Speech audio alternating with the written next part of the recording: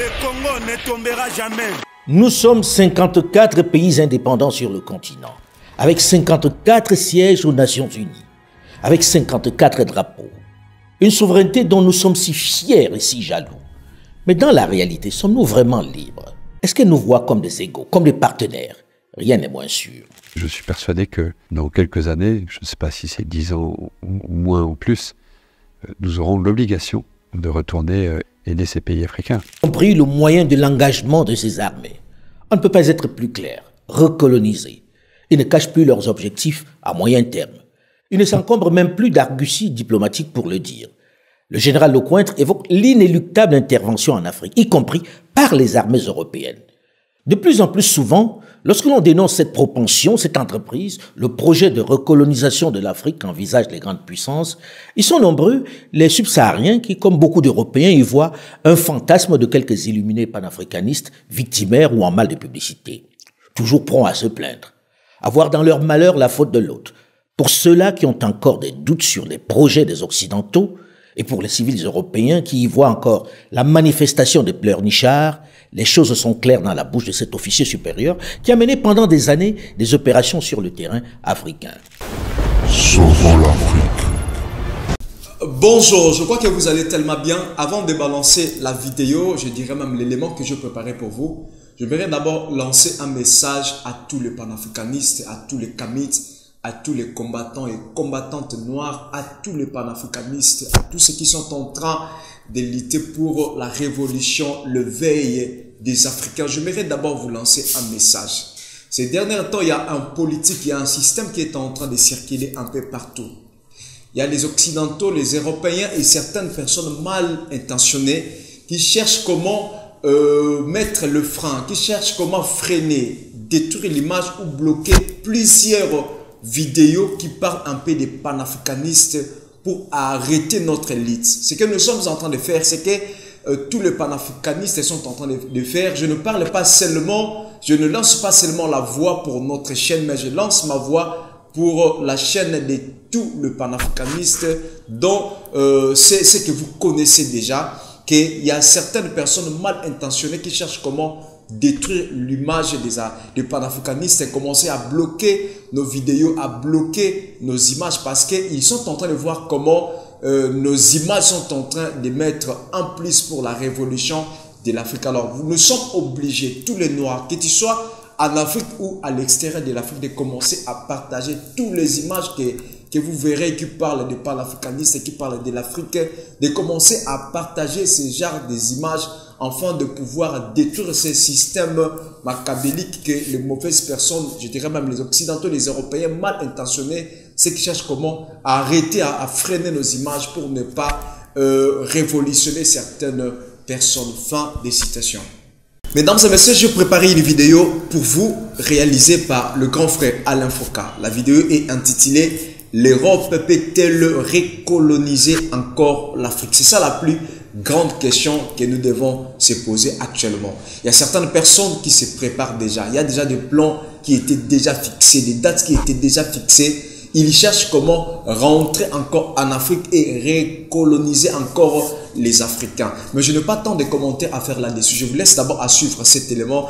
Je vais vous retrouver à la fin pour faire quelques commentaires avec vous. C'est parti. Nous sommes 54 pays indépendants sur le continent, avec 54 sièges aux Nations Unies, avec 54 drapeaux. Une souveraineté dont nous sommes si fiers et si jaloux. Mais dans la réalité, sommes-nous vraiment libres? Est-ce que les nations du Nord avec lesquelles nous siégeons dans cette prestigieuse assemblée, avec lesquelles nous contractons, nous voient comme des nations à part entière? Est-ce qu'elles nous voient comme des égaux, comme des partenaires? Rien n'est moins sûr.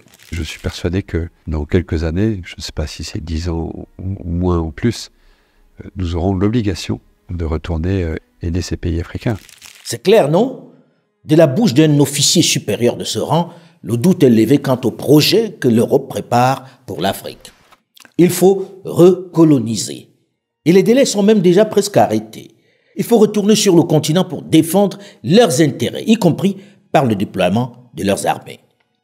Ceci traduit le niveau de considération qu'ils ont pour notre indépendance. Et cette pensée est loin d'être isolée. Elle est largement partagée par les grandes puissances qui voient l'Afrique au mieux comme un marché ou une zone d'influence. At the end of the day, it is critical for the U.S. to have a footprint on the continent. Even a little goes a long way. The same can be said of U.S. business investments. Africa is of vital strategic importance to the United States. We can't let China or Russia become the preferred security or business partner.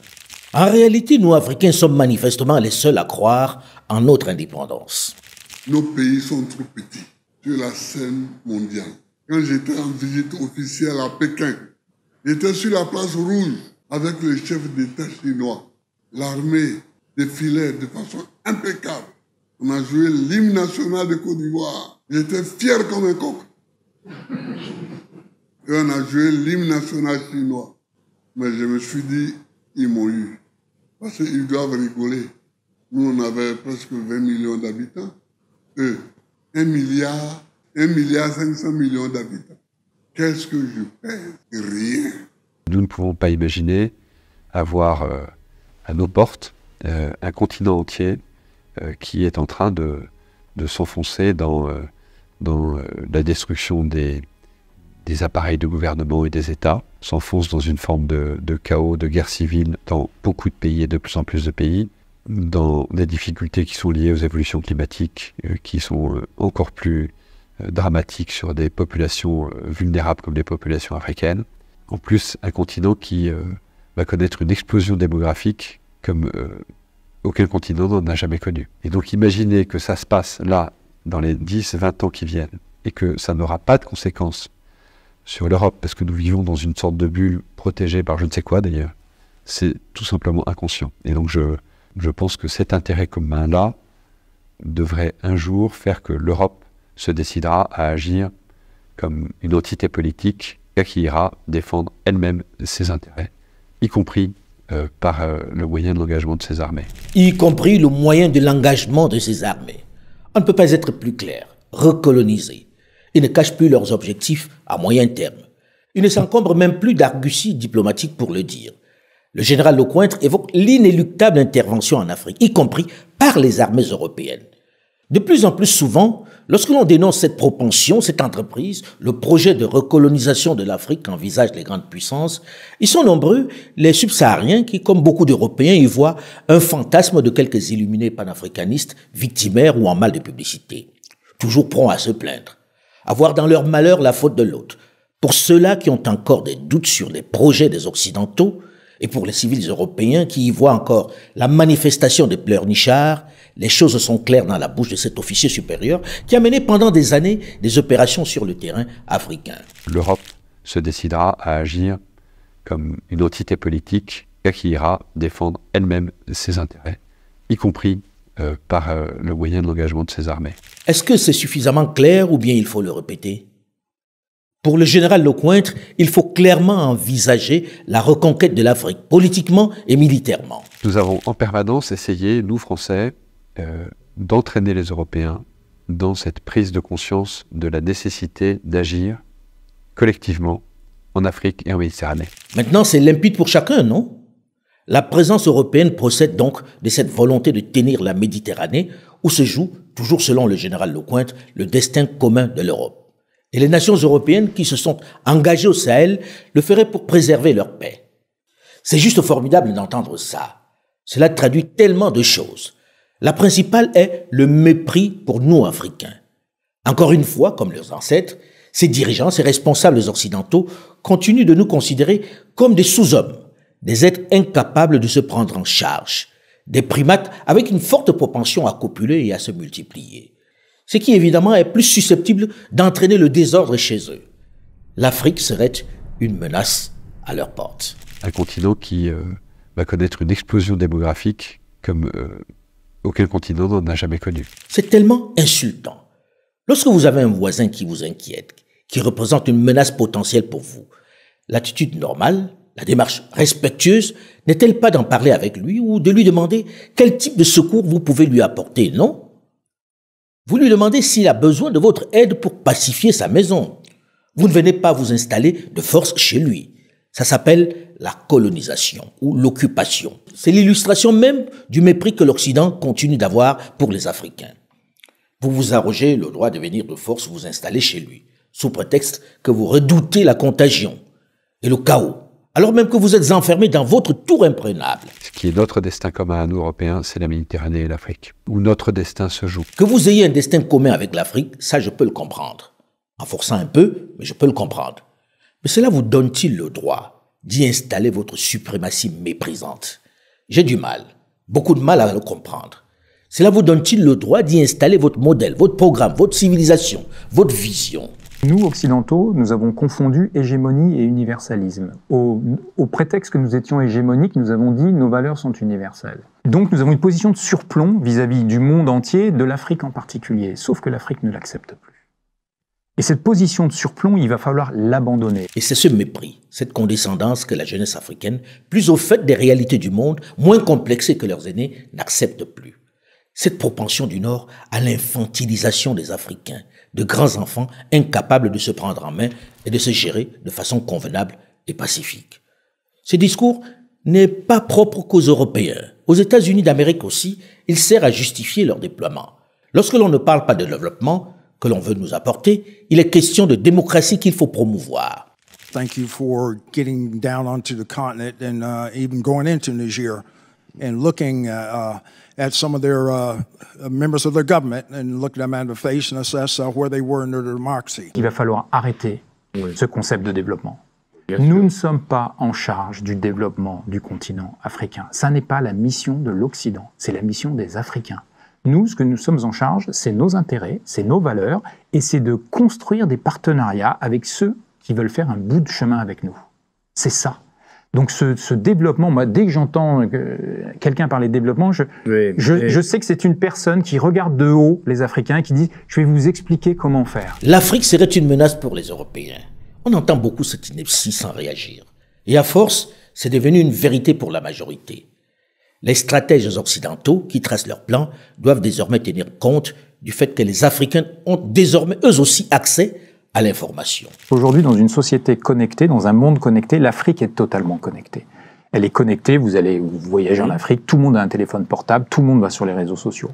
Donc il y a un flux d'informations qui permet à chaque Africain déjà de nourrir sa réflexion et d'aller contester le discours officiel français. Même si l'impressionnante machine médiatique occidentale et celle des nouvelles puissances économiques et industrielles continuent de dominer et d'inoculer leur vérité aux populations du Sud, quelques fenêtres leur sont désormais ouvertes pour se faire leur propre opinion.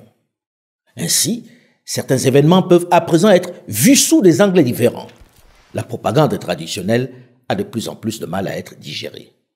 Qu'elle vienne des Occidentaux, des Russes, des Chinois, des Turcs ou autres, elle passe désormais à un filtre aux mailles beaucoup plus fines. The Russian Federation had their playbook. They had their passing game through their disinformation campaign.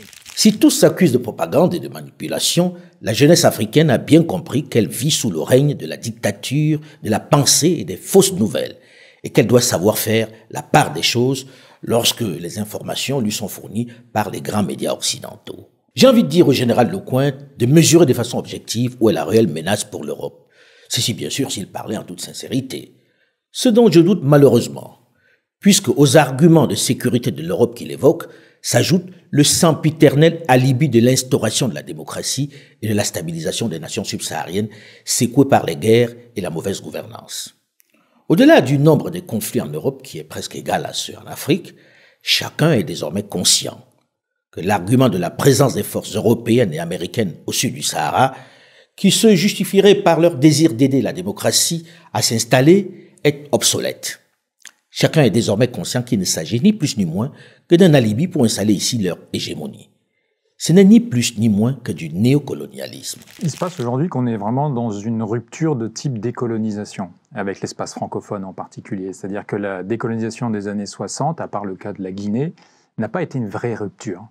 Mais aujourd'hui, on est dans une rupture systémique et qui s'explique en partie par le facteur démographique. Tout le monde oublie la démographie, mais l'Afrique en général, l'Afrique de l'Ouest en particulier, c'est plus de 70% de la population à moins de 35 ans. Si vous comparez à la pyramide démographique de la France, c'est l'inverse. C'est-à-dire que les plus de 35 ans font 60% en France. Donc on a une évolution qui est complètement divergente d'un point de vue démographique et ça a des conséquences lourdes. Ça a des conséquences lourdes parce que les facteurs psychologiques des opinions publiques sont complètement opposés. Quand vous avez une opinion publique jeune, elle se projette facilement dans le temps et dans l'espace. Quand vous avez une opinion publique vieillissante, elle est gouvernée par ses peurs. En réalité, les nations occidentales ont beaucoup de mal à upgrader leur logiciel. Elles ont du mal à trouver une approche plus efficace et plus convaincante pour justifier leur présence en Afrique notamment. Elles éprouvent de réelles difficultés face à une jeunesse qui a plus que jamais compris qu'il ne s'agit que de lutte pour préserver leurs intérêts en Afrique. Elles pataugent face à une jeunesse qui refuse cette présence par la force doublée d'une volonté de leur imposer leur modèle de pensée, leur culture, leur civilisation. This weekend, the military junta running Niger announced it was kicking out U.S. forces conducting operations to counter ISIS and Al-Qaeda in the region. This comes on the heels of reports that Niger is negotiating security-related deals with Iran and Russia.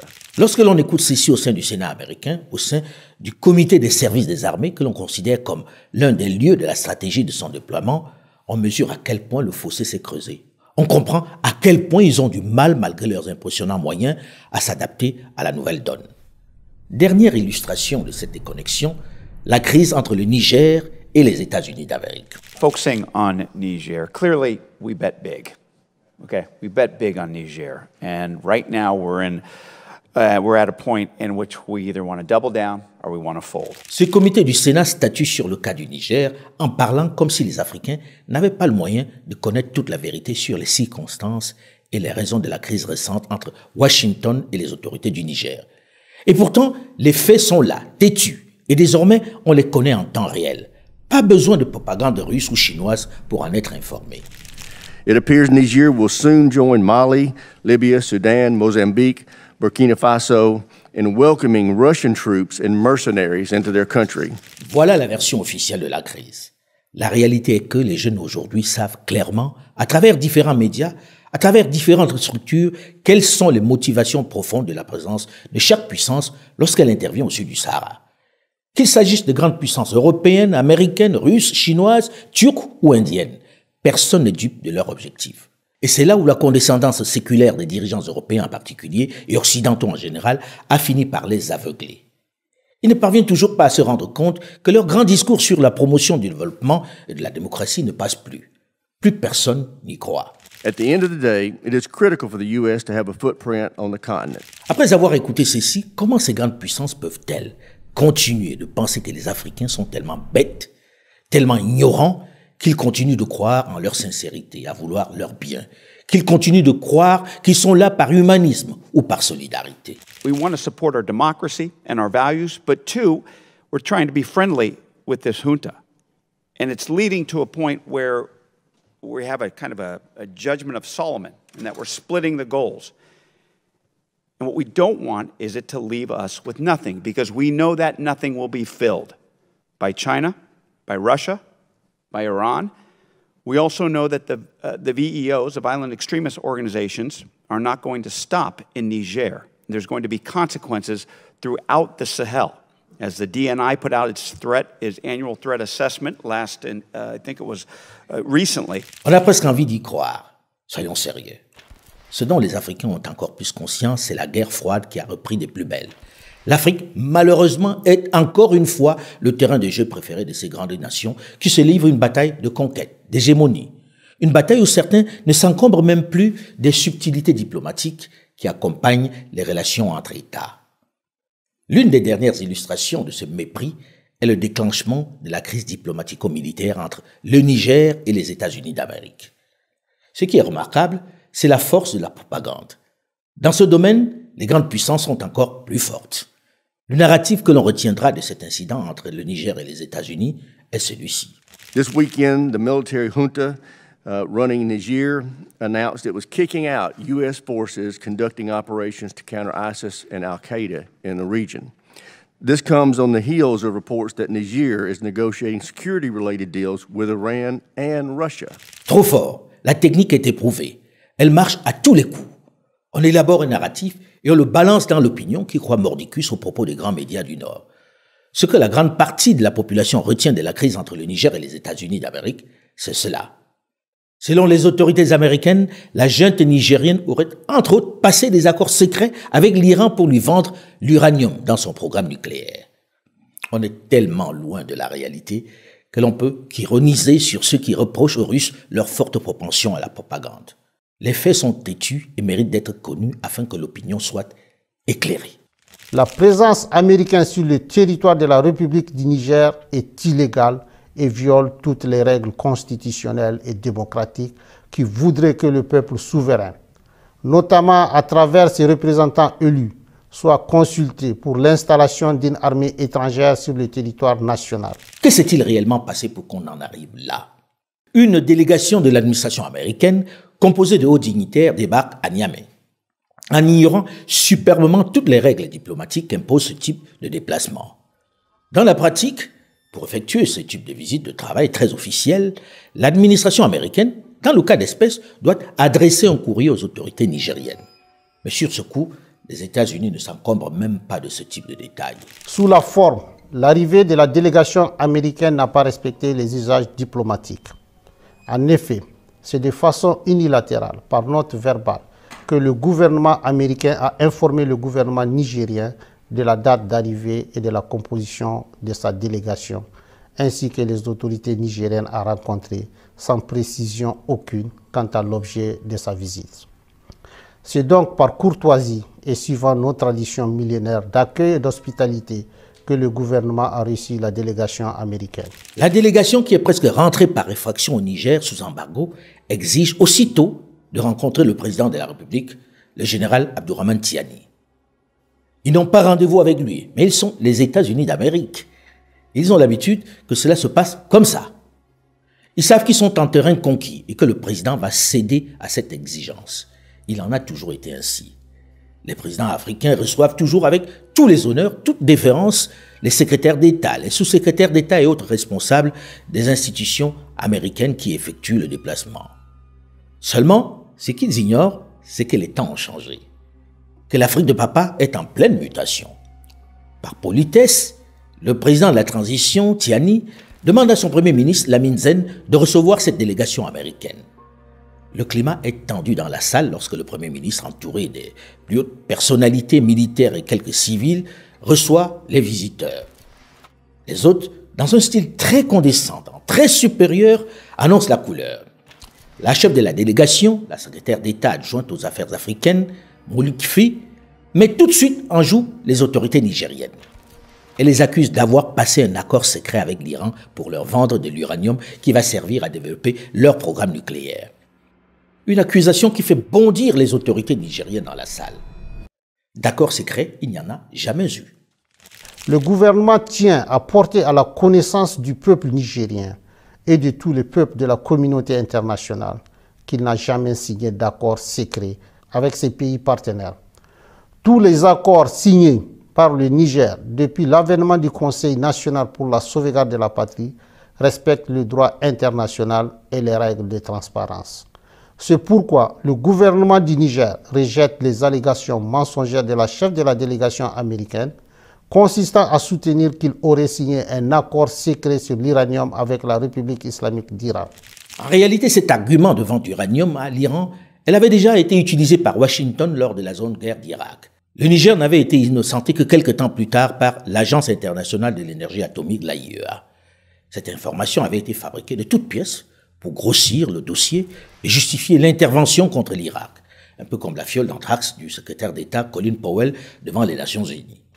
Et très honnêtement, cette fois encore, c'est un argument fabriqué de toutes pièces, puisque les autorités américaines savent parfaitement que malgré la crise entre Niamey et Paris, c'est la société française Orano, ex-Areva, qui contrôle toujours l'uranium du Niger. Les autorités nigériennes y voient une menace à peine voilée, une démarche pour justifier leur éventuelle intervention sur le pays. En réalité, il s'appuie sur la visite du Premier ministre Lamine Zen à Téhéran. Le chef de gouvernement s'était dans un premier temps rendu à Washington pour solliciter leur aide. Personne ne l'a reçu. Il a été purement et simplement éconduit. Devant la menace terroriste qui pèse sur son pays, il a décidé de se rendre auprès de ceux qui acceptent de lui vendre des armes. C'est ainsi qu'il s'est rendu en Iran et dans d'autres pays pour demander et acheter des drones et des armes pour combattre les terroristes qui menacent de prendre le pays. Il faut dire que malgré les apparentes relations apaisées entre le Niger et les États-Unis d'Amérique, le torchon brûlait depuis un moment déjà. Mais les autorités nigériennes ne font pas vraiment le poids pour affronter le géant. Ils ont payé à 70% 2 avions de combat que Washington refuse de livrer. Malgré les demandes répétées de Niamey, ils refusent toujours de livrer les aéronefs parce que, disent-ils, il y a une suspension de la coopération militaire depuis le putsch.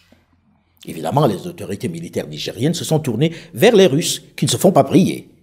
Ils leur livrent des armes qu'elles n'obtiennent pas ailleurs. Des avions russes, des kalachnikovs, des véhicules de transport de troupes. Pour les Américains, ce n'est pas vraiment grave qu'ils achètent des armes aux Russes.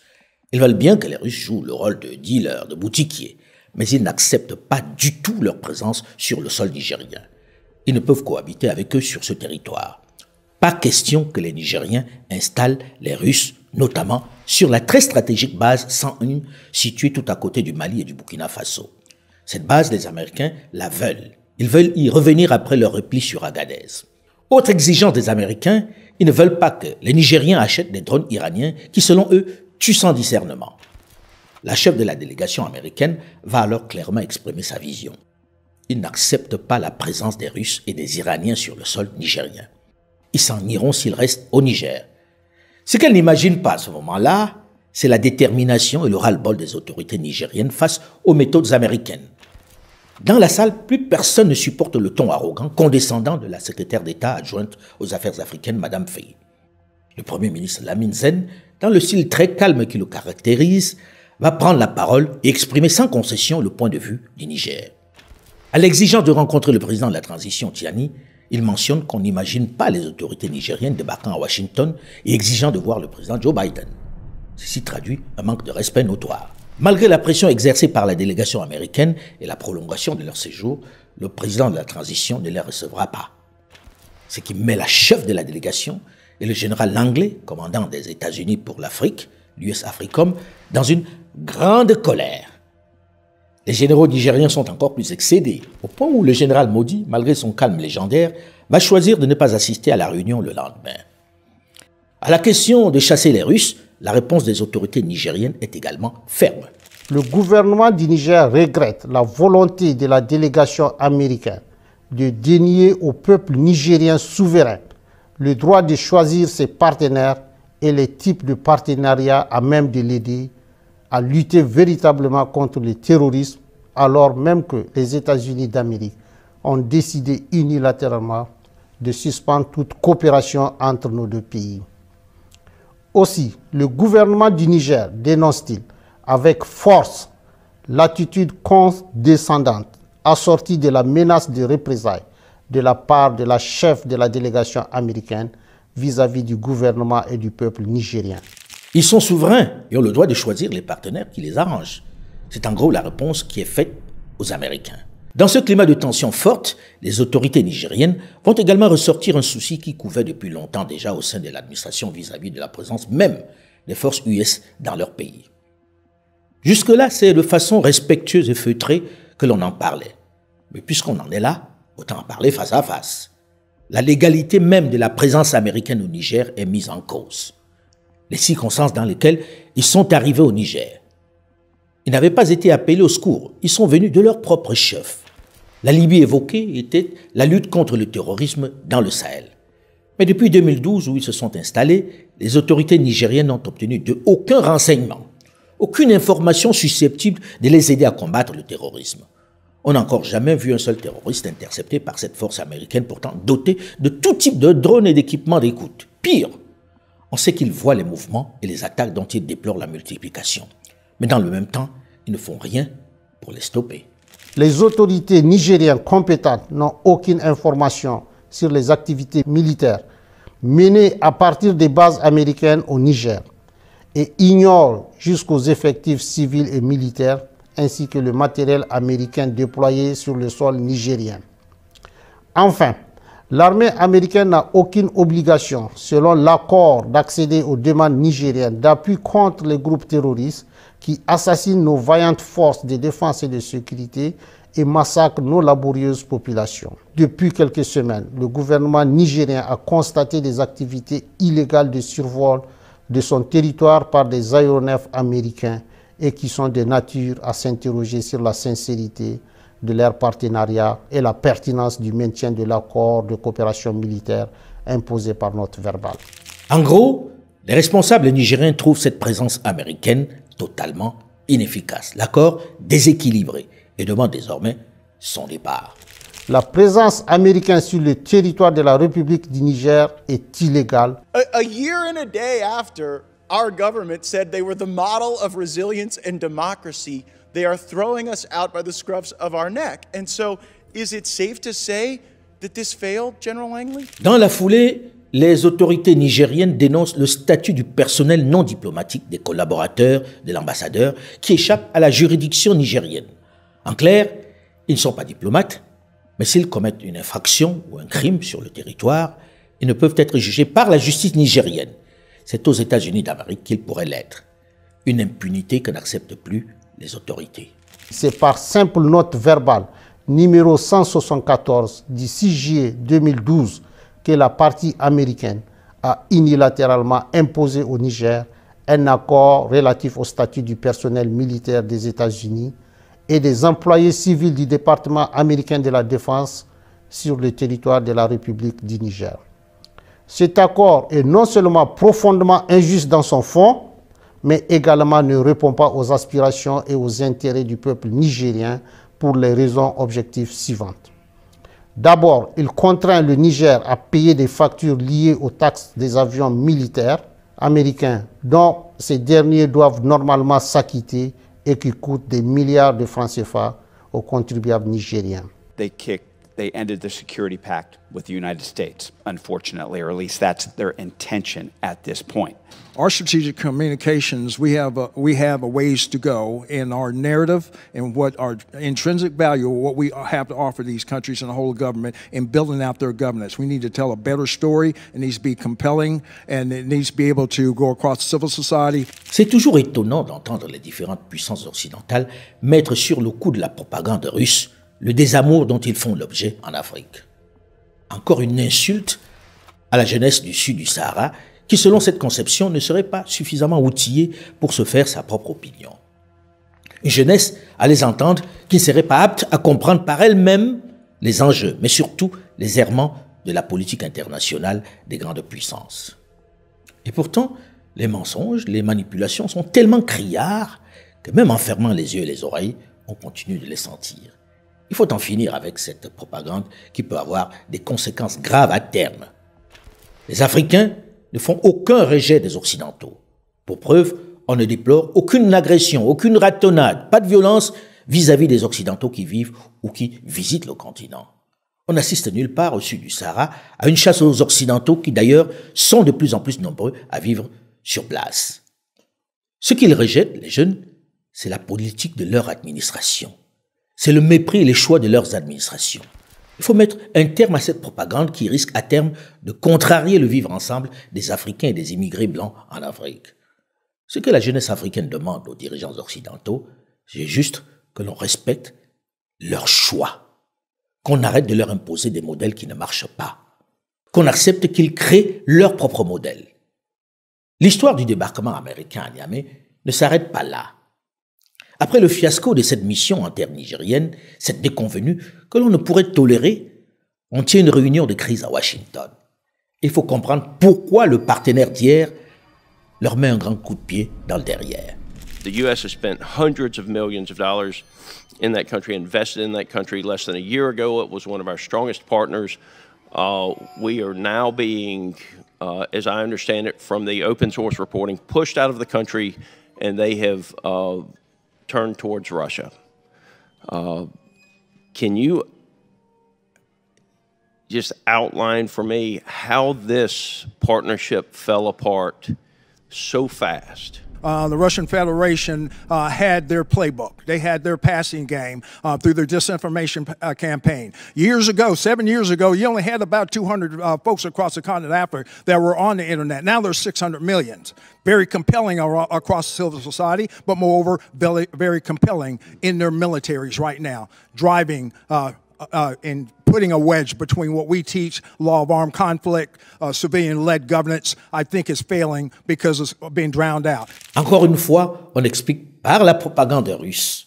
Les Africains qui sont les seuls au monde à consommer les médias de toute la planète seraient d'un coup sous la seule emprise des Russes qui leur mangent le cerveau et les opposent aux Occidentaux. Le plus étonnant est que cet argument convainc tout le monde au nord et que le patron Afrique de la plus grande armée du monde demande un peu plus de moyens pour contrecarrer la propagande russe et chinoise. Et comment? En prenant le lead sur les réseaux sociaux. Puisque les Africains sont manipulés par les Russes, ils vont leur servir à leur tour de la propagande américaine. On croyait que c'était déjà fait. Now, Congressman, across the board, like I said, we are losing the disinformation from the Russian Federation. Our strategic communications, we have a ways to go in our narrative and what our intrinsic value, what we have to offer these countries and the whole government in building out their governance. We need to tell a better story. It needs to be compelling and it needs to be able to go across civil society. Ça ne vous rappelle rien? Notre pays est souvent attaqué. Il est attaqué dans les opinions publiques, par les réseaux sociaux et des manipulations. Le continent africain en est le meilleur laboratoire. Nous devons beaucoup mieux utiliser le réseau France Média Monde, qui est absolument clé, qui doit être une force pour nous. Et je pense que nous avons collectivement à repenser notre grammaire commune. Dans ce débrief de la mission américaine au Niger, un élément particulier va montrer à quel point ses représentants restent condescendants, méprisants vis-à-vis du continent. On reproche au général Michael Langley de n'avoir pas pu rencontrer le président Tiani pour lui dire en face, les yeux dans les yeux, les injonctions de Washington. Trop habitués à ce que leurs officiels soient reçus par les chefs d'État comme leurs égaux, avec tous les égards, ils ne comprennent pas que cette fois-ci, ils n'aient pas bénéficié du même traitement. General Langley, you went to Niger and you went to have a meeting with the people we trained who overthrew the democratically elected government, and Fox News is reporting that you didn't even get a meeting with the principal decision maker. Is that right? I had a meeting with my counterpart. Well, here's the quote. Sources say last week's meeting with the junta was extremely difficult. The administration's envoys did not get to meet with Niger's principal decision maker. Is that a true statement or is that a false statement? My responsibility is to meet with my counterpart, not. En effet, les temps ont changé et les chefs d'état-major doivent être reçus par leurs frères d'armes du même grade. C'est en cela, entre autres, que ces militaires aux affaires séduisent de plus en plus. Ils mettent fin aux complexes qui ont prévalu dans ce domaine, où on a vu les chefs d'État africains recevoir des secrétaires d'État et même des patrons de presse en déployant toute la batterie diplomatique. Les États-Unis d'Amérique sont en colère après ce traitement au Niger. Ils ne comprennent pas comment on en est arrivé là. Comment, avec l'influence qu'ils ont, un petit pays pauvre d'Afrique puisse les mettre dehors. Ils se lâchent au point d'évoquer leurs agents qu'ils forment et qui devraient veiller sur leurs intérêts. Des officiers africains qu'ils appellent les 70-08. Core values is what we start off with. But there is no syllabus for overthrowing a government, not in our institutions. Well, they're learning it pretty well, even in the absence of a syllabus, right? Because if you look at Chad, Burkina Faso, Mali, Mauritania, Niger, in a lot of these countries, the coup is led by someone we trained. Now, I put in the National Defense Authorization Act a requirement for you to issue us a report as to how many coup leaders our taxpayers have funded the training for. That report is due tomorrow. Will we be getting it on time? I'll do a follow-up on that, Congressman. This is a question of strategic access at the great power competition level. It's essential. It's essential that we double down within the authorities that we still have after imposition of 7008. Vous l'avez bien entendu. On utilise certains agents qu'ils forment pour veiller sur leurs intérêts dans nos pays. Certains de nos officiers seraient leurs taupes, des taupes qui, malheureusement pour eux, ne leur témoignent pas une fidélité à toute épreuve. Alors on sort les grands moyens, l'artillerie lourde.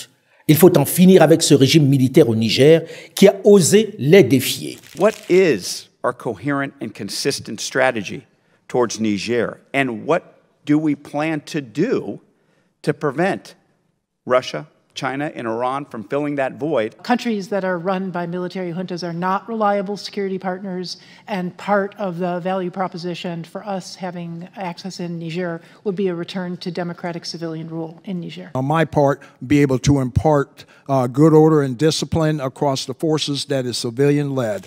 Avec ceci, il ne faut guère s'étonner que l'on assiste dans des prochaines semaines ou mois à un putsch au Niger. Les injonctions sont claires. Mais les temps sont un peu différents. C'est cette propension à décider pour les autres, au nom d'une morale qu'ils ne sauraient incarner, qui creuse le fossé entre le Sud et les grandes puissances. Cette façon de parler et de faire de leur priorité celle de l'Afrique. Qu'est-ce qui donne le droit à cette dame, dans son grand confort de Washington, à la lumière de quelques documents glanés çà et là et de quelques furtifs voyages, de décider de ce qui va se passer à la tête du Niger? Qu'est-ce qui lui confère le pouvoir de décider du profil de celui qui doit diriger le Niger? Je suis toujours surpris que les dirigeants du Nord se demandent pourquoi la jeunesse africaine apporte son soutien aux autorités militaires maliennes, burkinabées, nigériennes ou guinéennes. Ils représentent pour cette jeunesse la résistance à cet impérialisme, à cette condescendance des grandes nations. Ils symbolisent le refus de l'ordre ou plutôt du désordre mondial imposé par les plus forts. C'est la manifestation de la somme des frustrations connues pendant tous ces siècles. Il est évident que les politiques arrivés au pouvoir à la faveur des élections pilotées par les grandes puissances ou encore par les professionnels de la politique soucieux de leur carrière n'auraient jamais eu le courage de leur tenir tête. Ce n'est pas un Roch-Marc Christian Kaboré du Burkina Faso ou un Ibrahim Boubacar Keïta du Mali qui auraient pu mettre un terme aux présences françaises, européennes ou américaines dans leur pays. Ils en mouraient d'envie. Ils n'avaient guère le courage de le faire, trop apeurés par de potentielles représailles des partenaires. Aujourd'hui, même si beaucoup restent persuadés que les militaires aux affaires manquent d'expérience, même si certains sont impatients de les voir impulser enfin le changement qu'ils espèrent tant, ils restent néanmoins admiratifs au courage qu'ils manifestent. Pour beaucoup, ils représentent en fait la résistance au système. Mais, ce soutien ne saurait être un blanc-seing à ces dirigeants militaires, à ces régimes en uniforme, non. Même si beaucoup comptent sur eux pour changer les paradigmes, ils doivent se souvenir que les mêmes populations attendent qu'ils fixent un cap, qu'ils disent dans quelle direction ils vont les conduire, qu'ils disent quelle est la suite du programme, comment ils comptent offrir aux populations le bonheur qu'elles méritent. Et qu'ils promettent, ce sont eux, forts du soutien de la population, qui doivent fixer le cap. Le silence de certains d'entre eux pourrait leur être fatal, parce que le peuple a besoin de gages pour justifier sa résilience. Et c'est à travers le manque de visibilité que les adversaires peuvent trouver la faille. Quand on est engagé dans des opérations humanitaires ou d'humanité, on porte le cœur palpitant de la société française en pleine compassion vis-à-vis de populations qui sont en guerre et qui souffrent. The instability in Sahel is going to raise, especially in Niger, Mali, and Burkina Faso, raises the likelihood that the crisis will metastasize and spill over to the littorals of Africa. Ça n'est pas la Chine, la Russie et Wagner qui vont apporter des solutions durables aux très grandes difficultés que connaissent ces pays africains et leur population. Pour des grandes nations avec des grandes stratégies de communication, il est étonnant qu'elles continuent de servir une soupe aussi imbuvable, aussi peu crédible. Ça fait longtemps que ça ne trompe plus personne, les grands discours sur la volonté, l'engagement des grandes puissances de promouvoir le développement ou la démocratie. Cela ne convainc plus personne. Leur pseudo-volonté de lutter contre le terrorisme, leur souci de justice internationale, c'est devenu un sujet de plaisanterie pour la jeunesse africaine qui ne croit plus en ces concepts. Continuer de voir dans leur rejet du modèle occidental les conséquences d'une propagande russe ou chinoise, c'est refuser de comprendre la réalité continentale. C'est vraiment faire fi de l'extraordinaire changement de mentalité en Afrique. L'Afrique change plus vite que la plupart des autres continents. Et celui qui n'en tient pas compte sera largué. Mais une fois que l'on a dit cela, ce changement doit se traduire par des propositions concrètes, par des idées qui nous ressemblent, par des concepts et des modèles propres à nous. C'est en cela que nous gagnerons le respect, la considération des autres qui, à chaque fois, nous demandent ce que nous proposons. Le seul rejet ne saurait constituer un projet.